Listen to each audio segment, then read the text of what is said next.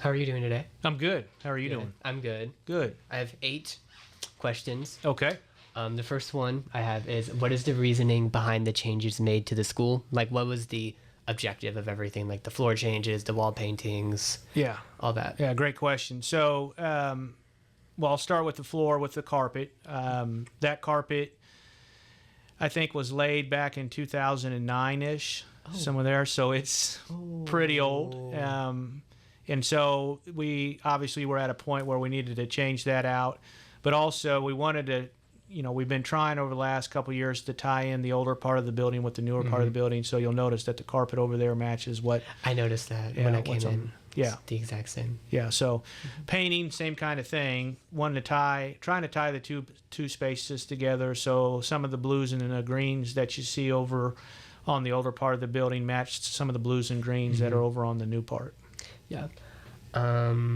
Is the work that was done the start of a new project, or should we expect the school to look like this for the next couple of years? So it's a work in progress. So we'll continue to do some things over on the older part of the building to try to refresh it. And again, that idea of trying to tie it in to where it, it doesn't feel like two different buildings, so to speak. It's one building. So that makes sense. We've got a lot of wall space over there still that we could do stuff with. So it's a work in progress. Is it more of like a summer project or like a or like winter break? Or Yeah, it's a good question. Again, it's mostly summer project, just because it's easier to, do some of that work when we get everybody out of the building. And, carpet obviously would be an example of that.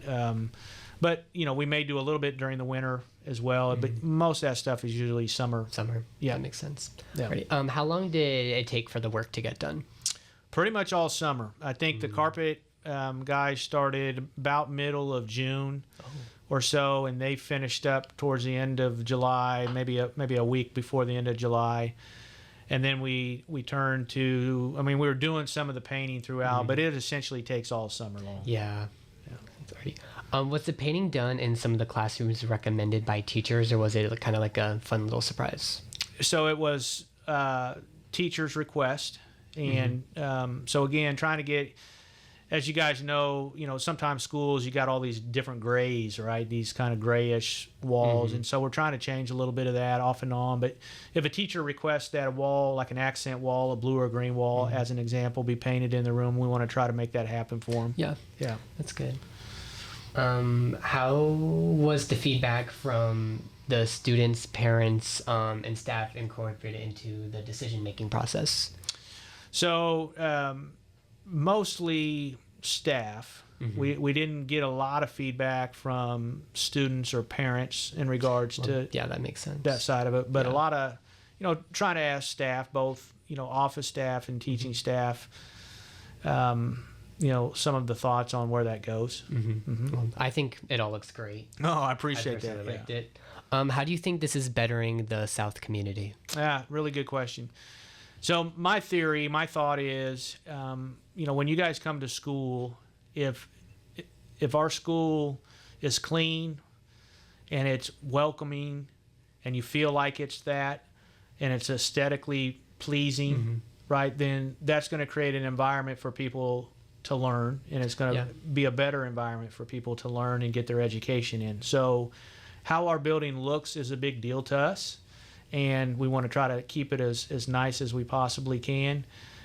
So my hope is that you guys, you can kind of feel that when you come to school. Like, this is a nice place to be. They care about the building, and it helps you focus then on what you need to do to get your education. Yeah, that's good. If issues arise or some of the changes that were made don't meet expectations, how will adjustments be made? Well, if we can physically change it, then we'll physically change it, right? There are sometimes we make decisions on the physical structure that maybe we wish we would have had back. In hindsight, we'd have done it a little differently. Even with the new building, the new wing, now that it's been built for a few years, there are things that I wish going back 3, 4, 5 years ago, I would have been like, I wish we would have done this. Yeah. Right, that kind of thing. So certainly, this is all kind of a dynamic thing. If we can make changes to make it better, we will do that. So. Yeah. And then what is the reason for blocking off the PAC during lunch and making it so kids can't eat in classrooms either? Yeah, it's a good question, and it was kind of a decision that we debated over the summer on a couple of different levels. I think probably the biggest reason why we decided to do it is, safety and security of our building is always the number one priority, right? And so there are different times of the day where that's a little harder to do, in the morning before school. Yeah.